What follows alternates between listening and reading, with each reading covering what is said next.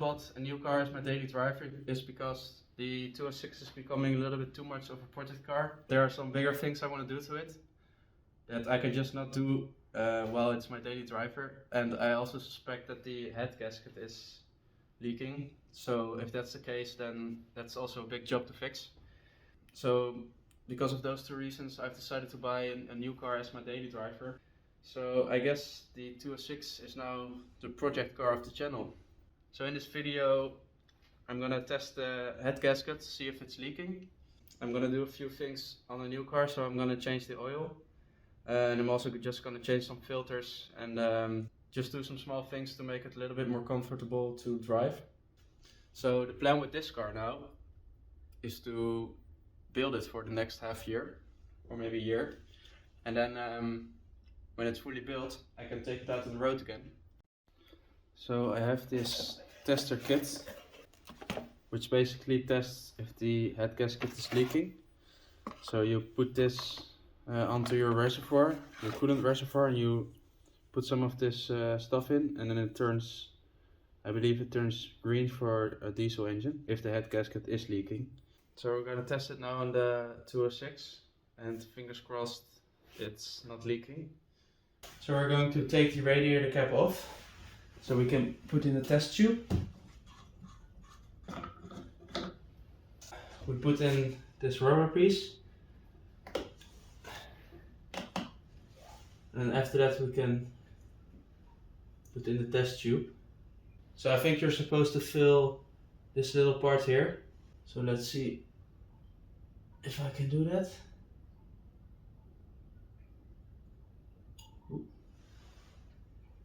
So I think that's enough. So I'm gonna start it, let it idle for like 1 minute, and then give it gas for like 3 to 4 minutes. And if the head gasket is leaking, then the fluid should turn like greenish.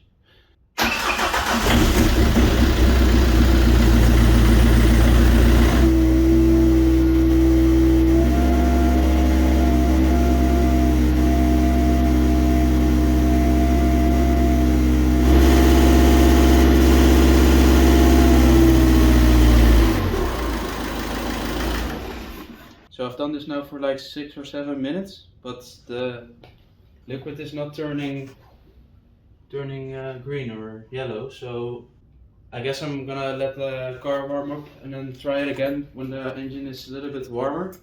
But I don't think that the head gasket is leaking. So I've tried it for a little bit, but the fluid is still not turning green.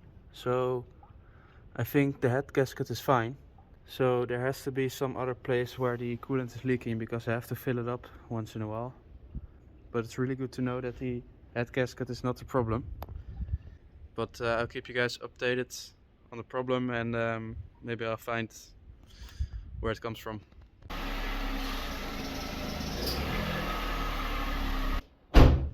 So this is my second car and my new daily driver. So first I'm gonna change the oil and then the filters. So I think I might actually be able to do this with the car not jacked up. So I'm gonna try that first. The oil pan is right here. That's the bolt that needs to come out. The filter is, I think, right here. So that's all pretty easily accessible. So I'm not even gonna jack up the car because I can reach it like this.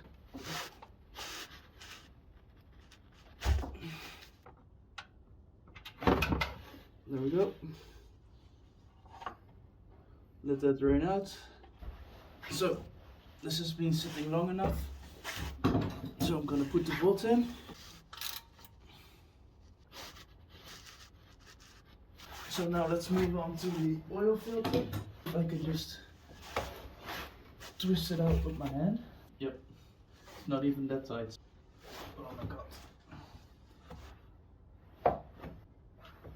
I think I can throw away these gloves. So with the new oil filter you want to lubricate the seal. And you're going to put it back in place. And then hand tighten it. So now we're going to refill the oil. And I believe that there's 3 liters that goes into it. 3 liters of 5W30.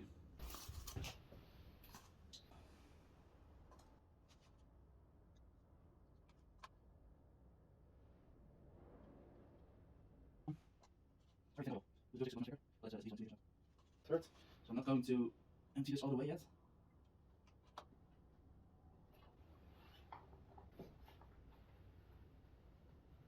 I also have a new air filter and a new cabin filter.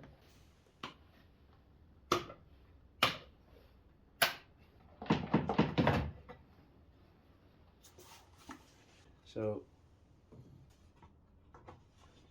plop there. There we go.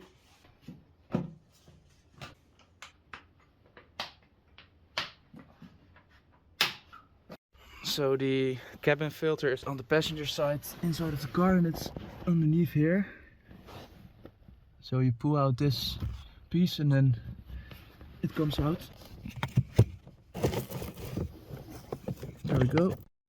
So the fuel door wasn't closing properly because there was a pinner missing, so I've searched in my box of thingies and I found this one. And I put this one in and this one seems to work.